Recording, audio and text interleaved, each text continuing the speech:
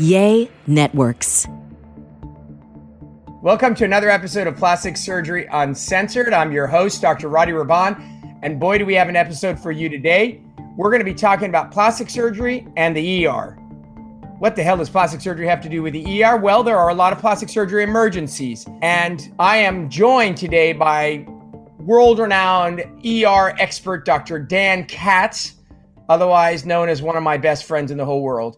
He's joining us today, and we're going to take you through a journey of the things you need to know in the event that you have a plastic surgery emergency and end up in an ER. So welcome, Dr. Katz. Thank you, Dr. Rahban, for having me on this podcast. I know it's been some time that we've wanted to do this, and I'm very excited to join. Well, I'm glad to have you.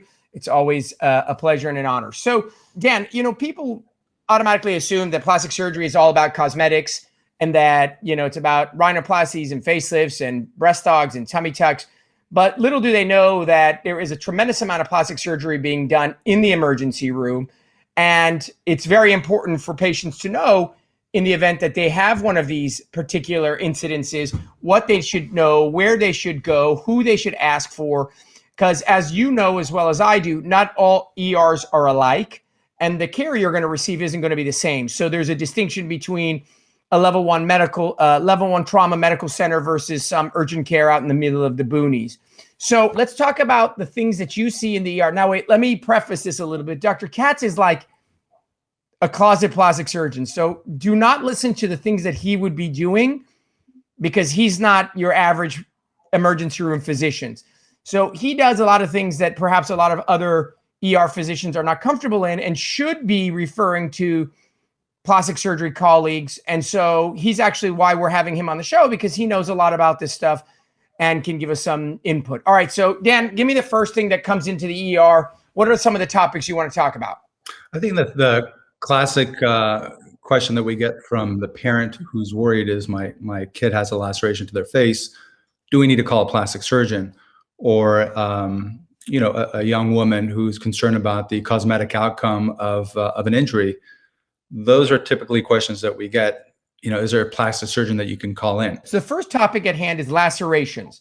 Yep. Basically, you cut yourself. You cut yourself, your daughter or your son cuts themselves, or someone you love cuts themselves. So naturally, unless you're lucky and you have a plastic surgeon on speed dial, you're going to end up in an urgent care, an ER. And when you get there, the big question you're saying, which is I get called all the time, is, hey, can I get a plastic surgeon? Do I need a plastic surgeon? Am I going to get the same outcome? So tell me what your thoughts are. I mean, listen, I can understand it from the patient's perspective. They've never met this doctor. They don't know who they are. You walk into an emergency department, it's whoever you get, whoever's the doc of the day. Sometimes it's a physician, sometimes it's a physician assistant or a nurse practitioner.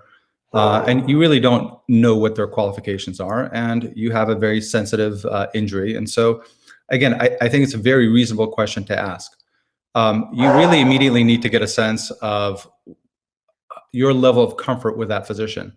It may be that the doctor seems very confident in their skills, and they'll say, you know what, I've done 1,000 chin lacerations. This is not a problem. They'll take you through the procedure. They'll explain to you what needs to be done. And at the end of that conversation, you'll feel comfortable. And guess what? You'll end up going with the emergency physician and you'll be just fine. There are times where there's a laceration where a physician will look at it and say, you know what, this is actually beyond my level of expertise. It is time to call a plastic surgeon. I think it's the gray zone that's in between those where it becomes difficult, where you're not quite comfortable with the way the procedure has been explained to you. And the physician doesn't really point you in the direction of calling in a plastic surgeon. Those are the times where you may want to take a step back and, inquire more with the doctor, ask more questions, or ask your friends. Well, I'm going to tell you my input. The answer is you ask for a plastic surgeon. That's it. Khalas. If the laceration is on your face, anywhere that's visible, like if it's your kid and it's under their chin, it's going to be fine. But in my humble opinion, if the laceration is deep enough that requires stitching, if you're asking me if it were my son, and I get calls probably, 1 or 2 a week, there's certain things that if you can afford it, now this is the key. So this is the difference. So if you go to the ER and the ER doctor says to you, I can do this, then theoretically, the service that's rendered to you is provided under what medical insurance you have. if you feel like, well, Mo, this is my daughter's lip, and I don't necessarily know that I'm comfortable with you doing it, you can certainly always inquire if there's a plastic surgeon who's on call in the emergency room, and then it would be a gray zone as to whether or not A, they come in, B, they charge you additional. But personally, and the recommendation I make to my patients is, if there's a laceration in a sensitive area like your face, your eyelid, etc., and you are concerned, you should inquire for a plastic surgeon, because I can tell you the number of lacerations that I've seen repaired across the city, the overwhelming majority of them are garbage. So again, the conversation has not to do with you, who's extensively trained, surgically trained. We're talking about all comers. We're talking about your daughter in the ER in some place on a vacation. Rady, what is the main difference between a laceration repair by a plastic surgeon and your typical emergency physician or non-emergency physician working in an urgent care setting or in another type of outpatient clinic? Perfect question. So what is the distinction? Is it just a title? Some guy shows up and he's got fancy pants and very expensive shoes. All of a sudden your laceration's better? No. But nonetheless, number one is, if the wound is traumatized, which you and I have talked about extensively, you need to be able to feel comfortable actually cutting off skin and dead tissue or crushed tissue that otherwise the average general surgeon would just put back together. Because we've established that if you repair damaged tissue, it doesn't heal anywhere near as well as fresh tissue. So first thing is the willingness to cut off a bunch of things. So again, for the audience that may or may not understand this, usually the mechanism of the injury for these patients that are coming into the ED is they have fallen and there is a contusion or a bruise to the tissue and is devitalized. Yeah, it's blunt force. It's either cutting yourself with a samurai sword, which is a clean cut, which almost never happens, or someone punched you, you hit a garage door with your head and it bursts open. And as you are alluding to, the damage to what causes the so-called laceration is actually it's crushed open.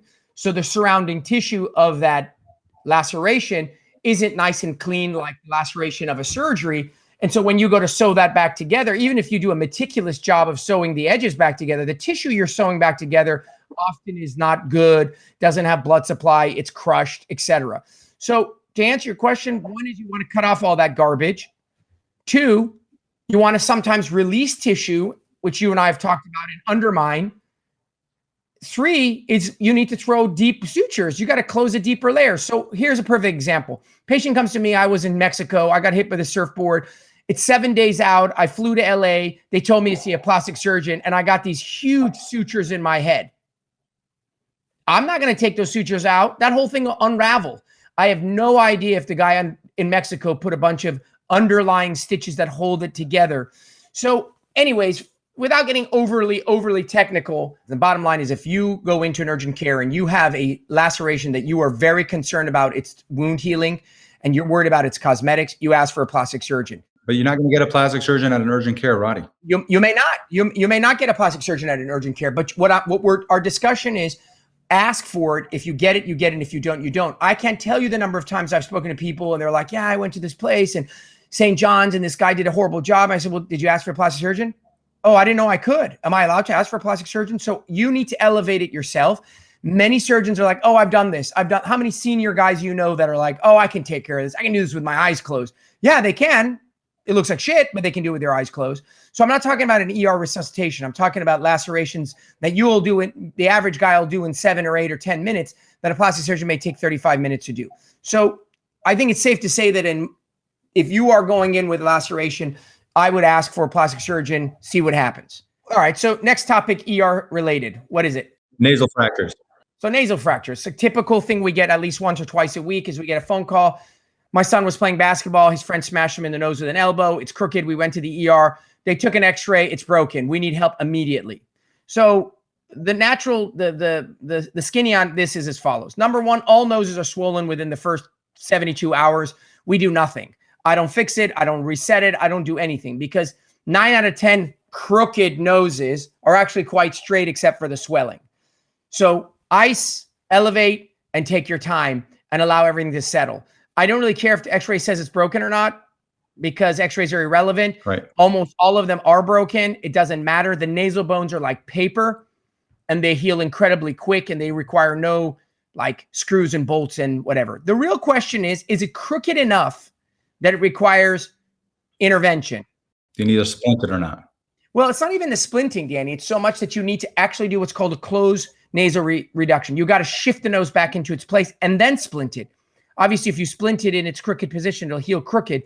I don't think that's something that should be done in the ER. I think that if you move a nasal bone in the ER and it starts to bleed, which it can, I don't even do nasal bone corrections in the office. I take all closed nasal reductions into the OR because when you move nasal bones, they bleed like hell.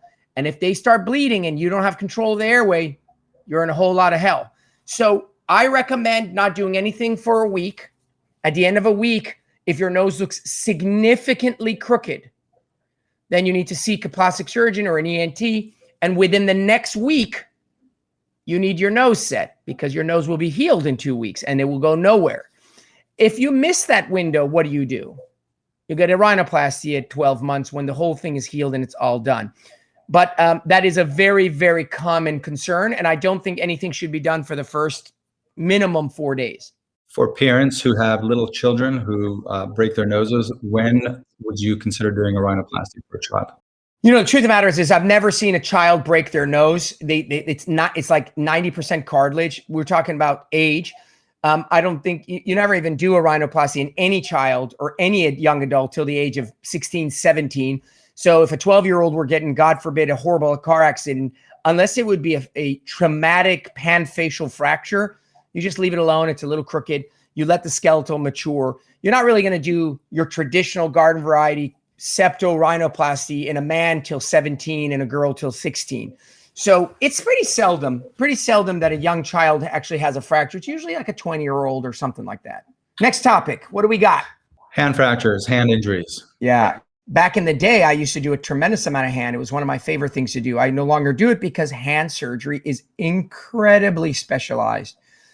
I mean, if you don't do hand every single day and only hand, I don't think you should be even near the hand. You shouldn't even be near the foot. Let's do some rapid fire. So finger amputations. Finger amputations. Well, I mean, it depends on which finger.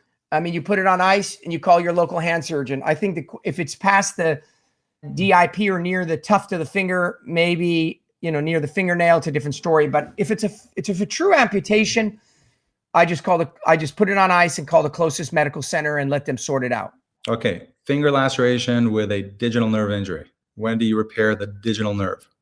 Well, I think it's a little technical for our listening audience. What they need to know is you go into the ER, you injure your finger. What are the things you can injure? Number one, you can injure the tendon. The tendon is the little pulley system that makes your fingers open and close. So if you can't move your fingers, meaning open and close them, you might have an injury to the tendon. You can bust the bone, and we call it a fracture. You can damage the nerve, and then you won't feel the corners of your finger. And you can damage the nail bed, which is probably the most common injury that you see as a nail bed injury. And that actually is not unreasonable to be addressed by the ER. Do you do nail bed injuries, Danny? I do, absolutely. Okay, so let's talk about nail bed injuries because I think they're super important. You crush your finger classically in the trunk of your car, and then it hurts like hell. It turns black and blue, and it's a little limp, and it hurts, and it's swollen. So you go to the ER, and what do you do for them, Danny? Well, if there's, if it's a complete crush injury, you really have to repair the tissue as best you can, and that's it. Sometimes if it's a really bad injury, we'll take off the nail, we'll repair the nail bed, and we'll put everything back together again. And that's very time consuming. So let's talk about what the concerns are. So number one issue is you get an X-ray and you find out if that distal fracture is broken, how far, if so. In most instances, you leave it alone. And the real issue is your nail, the actual nail itself, and whether or not that's going to grow back, fall off. And the real key to all of the fingernail is the nail bed, which is the stuff that's underneath it.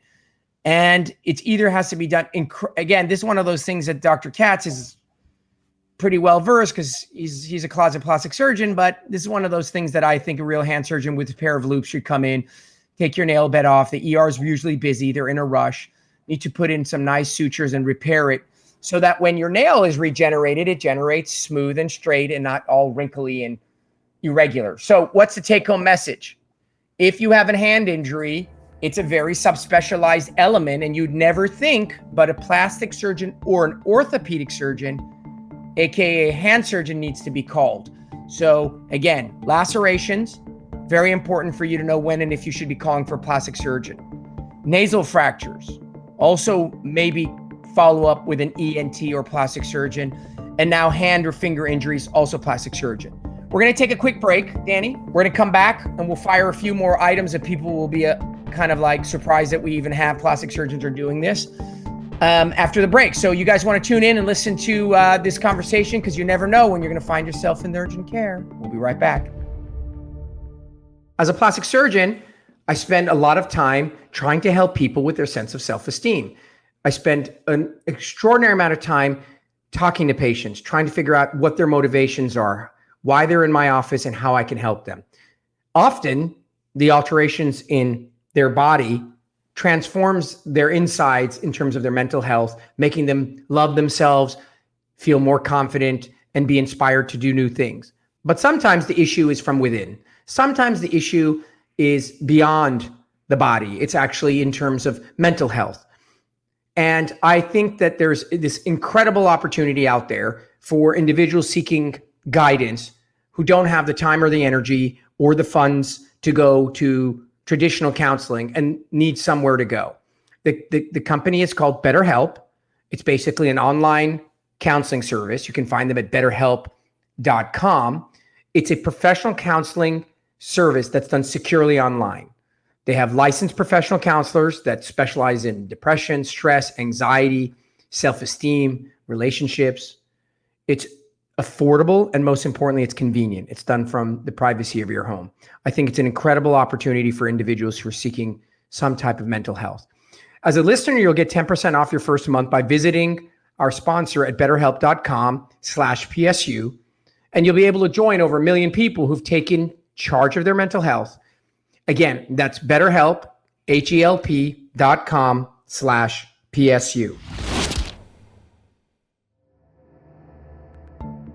Welcome back to the second half of this very interesting episode about plastic surgery and the ER. We're here with Dr. Dan Katz, world-renowned ER physician. So, Dan, what's the next interesting topic that comes to the ER? Burn injuries. Burns. Okay, great. So, what are burns? They come in different forms, right? We have scald injuries, which is water. What do you mostly see, Dan? What kind of burns do you see? Mostly water burns. Mostly people spill a hot substance on themselves and they come in with a burn to their hand or to something that spilled down their chest or the thigh, etc. Okay, perfect. So you're drinking hot coffee. You go to, McDonald's. You ask for extra hot coffee so you can burn yourself and win a couple of $1 million. And you end up in Danny's urgent care. So what do you do for those people, Danny? So the first thing we'll do is we'll actually debride the any burn blisters that are there. I know a lot of times patients have concern as to whether or not to rupture the blisters or not, and this is something that I get routinely asked. We do debride the burn injury right then and there. This is something that I learned during burn rotations and something that I see done at the West Hills Grossman Burn Institute where I work. So the burn blisters are debrided, the wound is cleansed, and then we dress it either with Mepilex AG or with Silvadene, but we put some kind of a burn dressing over it in order to prevent infection. All right. So again, let's do take home. So you get burned and you're not sure how bad it is or what degree it is. So the first question is, how large an area is it? If it's a significant area, like, oh my God, my whole chest, it's dribbled down past my nipples onto my abdomen, you may want to bypass the ER and go to a burn center. Now, we're lucky. We're in LA, and we do have the Grossman Burn Center. We have the USC Burn Center, or you may want to go to a major institution like a UCLA or Cedars. If it's a smaller area and you're just not sure, but it hurts like hell, then you want to go to your closest ER, et cetera. So after you've determined how much of an area, we got to figure out how deep it is. So burns come in first degrees and second degrees and third degrees, and Dr. Katz is referring to a second degree burn. So what are the differences? First degree is your sunburn, basically. Right. So you're fried. It hurts like hell. But the key distinction is there is no blistering, or the epidermis doesn't come off. So it just hurts. It's red. You don't want anyone touching it. So how do you take care of those first degree burns? Your favorite skin moisturizer. Yeah. So you're basically just comfort care. Ibuprofen. Some Tylenol. Keep it cool, keep everything off of it, and give it about a week. And I think you should be okay. Now, the second thing is a second degree burn, and the distinction between a second degree burn and a first degree burn and a third degree burn, Dan? you get damage to the epithelium, and you have blistering of the skin. And actually, this is where it becomes a little bit more difficult in trying to determine if it's a second-degree superficial burn or a full thickness burn. And sometimes it takes days for those kind of injuries to declare themselves. The main distinction, as I'm sure you'll talk about in a second, Rady, is whether the wound is sensate, whether you have sensation, and whether there's capillary refill within the wound. So the main question that we're trying to address is, okay, so first degree, you get your burn. Second degree, there's some kind of blistering, and usually the blistering occurs relatively quick. It's in a few hours. By the time you get to the ER and get your act together, you start getting these bubbling effect. So we know for a fact it's second degree. Now the next question is it third degree? Meaning, did you burn through the entire epidermis and get into the dermis and actually destroy parts of the dermis? And that's going to be a much deeper, more significant burn. So you need to make sure that you're getting adequate care. You don't want to be sitting at home with these burns and just letting them be, because what's the main concern, Dan? What's the number one concern with second and third degree burns immediately? Infections, right? You know, because that's really the reason you're debriding them and giving them the antibiotic ointments. Is you don't want to be sitting at home with this thing and all of a sudden you get all this cellulitis because the tissue is damaged and or injured. It doesn't have its normal barrier. Some of it is dead. You got all this fantastic, yummy food for bacteria. So you want to go somewhere. Dr. Katz likes to debride. I actually am not in the school of rupturing blisters. It's irrelevant. They are going to rupture. That's not the purpose of the discussion. The purpose of discussion is, holy crap, this tea caused some blisters all over me. I better head over to Dr. Katz's ER in Malibu and let him wash it, clean it, and give me some at least topical antibiotics, if not oral antibiotics. All that over time, it'll declare itself, and then you may need to make a decision as to whether or not this is a wound that'll heal on its own. And if it's what Dr. Rahban was alluding to, a third-degree burn destroys the layer of the skin where the skin actually regenerates itself. And so if it's not going to regenerate, that skin may ultimately need to be grafted from somewhere else in order to fill that wound. So other areas that we're deeply concerned about are obviously the face in terms of scarring, the hands in terms of contractures, or any joints in terms of contractures. So those are things that we can help patients make decisions on what to do in terms of follow-up. None of those issues are relevant immediately when you get burned. Yeah, I mean, I think the key here is understanding that it's, in phases, and you want to make sure that if you get burned, you get appropriate care and you get a distinction between, is this a sunburn or is it deeper or is it really deep? Obviously, areas of concern like faces or genital areas or little children, things elevate and become a little bit more concerning. All right, what's next, Dano? God, now we're kind of getting into left field, but facial fractures, I suppose. Facial fractures are good, but what I like better is animal bites. I think animal bites are more common. And so we talk about cats and dogs. Your dog was in the other room barking. I'm sure your dog would never bite anybody, but you see, I'm sure, a tremendous amount of cat and dog bites. So what do you do when someone comes in, they got bit by an animal? What are you worried about? Infection. I mean, the cat and dog mouths are incredibly dirty. And the main thing you worry about is that tooth, that it penetrates underneath your skin and it deposits bacteria underneath your skin. Sometimes it can damage the structures that are underneath there. So if it's to the face, it can puncture maybe your parotid gland or another facial structure, or destroy a nerve. It deposits bacteria, and again, it is a crush injury as well. I think personally, one of these common scenarios, and I've saw many times, is you get bit by a dog. It's not a really big dog, or it's a small cat. It's a small puncture and you ignore it. Next thing you know, 48 hours later, 72 hours later, your hand is the size of a balloon. That is the main concern and really dangerous, because essentially what's happened is you took a syringe of bacteria, that syringe being the tooth of a cat, and you shove that bacteria deep, deep, deep inside your tissue, probably sitting right next to a tendon.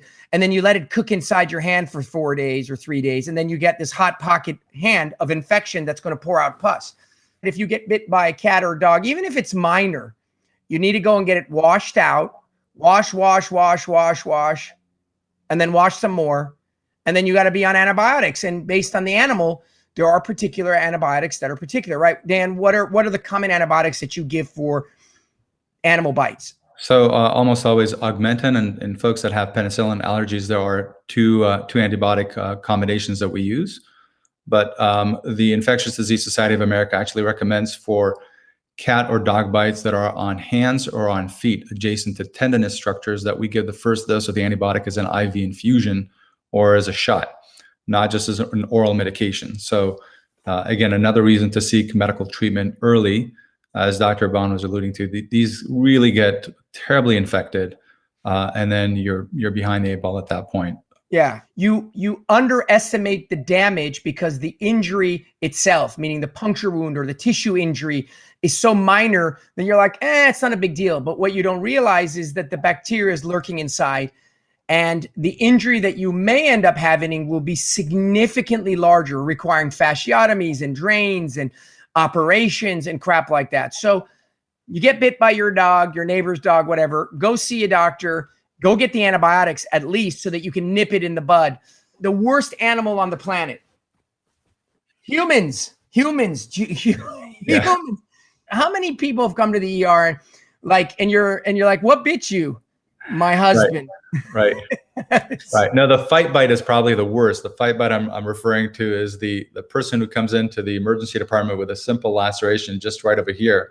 And you look at that and you're like, what happened over here? And they'll never tell you that they punched somebody, but that's from their jaw hitting. So where Dr. Katz was pointing to is people get into a fist fight, they punch somebody else, they punch them in the mouth, their knuckle gets lacerated by the tooth, the guy's tooth gets knocked out, and the guy that got the laceration doesn't really do anything about it, and then lo and behold, he gets an infection from the mouth of the guy that he punched, which is very apropos. So it's only just. Yeah. Dr. Katz is in Malibu. So for those of you who are looking to get excellent care, you want to go to the Malibu Urgent Care, unless you are in another state or another country or frankly, just too far away. But he is outstanding and always a wonderful source of information. Thanks for having me. As always, we love it when you guys tune in. Hopefully you found this information at the very least interesting, if not informative. Share our podcast with your friends. Make sure to download and subscribe. And as always, join us next week for yet another fascinating episode of Plastic Surgery Uncensored. Thank you for listening to Plastic Surgery Uncensored with Dr. Rady Rahban. We would love your feedback. If you enjoyed this episode or if you find our podcast helpful, tell us why. Leave us a review and make sure you subscribe on your favorite podcast platform. If you have a topic you would like for us to discuss in an upcoming episode, please reach out to us on Instagram at Dr. Rady Rahban, on Facebook at Rady Rahban, or at RadyRahban.com.